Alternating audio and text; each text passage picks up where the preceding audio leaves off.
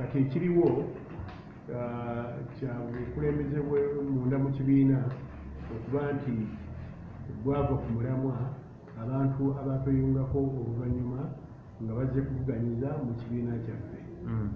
Kati abantu abo twakola nabo endagaano era gye tusuubira nti yandibadde etwala ekibiina mu maaso naye baava ku ndagaano eno gye twakola nabo.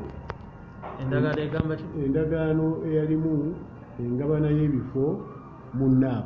Tuzzaako okutwala abantu abo mu kkooti, kinaavaayo kyekijja okuba kyekyo, naffe twagala interest zaffe zirabike nti zikolwako. Naye wekiba nga si kyo, abantu bonna beesimbye ku mitendera egy'enjawulo mu NUP bajja kubanga beesanze nga bali muki mu bbanga, kubanga tetujja kukkiriza kibiina kyaffe kubbibwa nga ebintu byonna bye twategeeragana mu kibiina tebikoleddwako. Abaawangula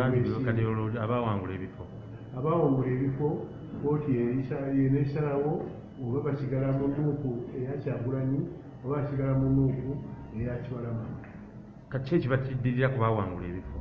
Abaawangula ebifo tusuubira nti awo akakiiko k'ebyokulonda kateekawo okuddamu okulonda mu bitundu byonna ebyawangulwa nuupu. Kagombe nga mulina ettima, abantu bawangudde ebifo byabwe mugamba?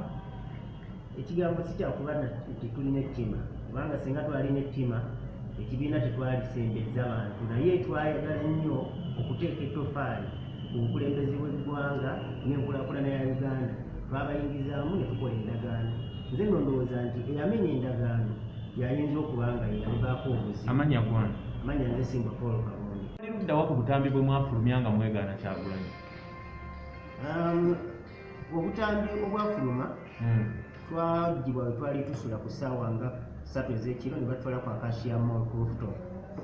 Era bye twayogera byonna waliwo ku bbali abaali babitugamba okubanga tubyogera.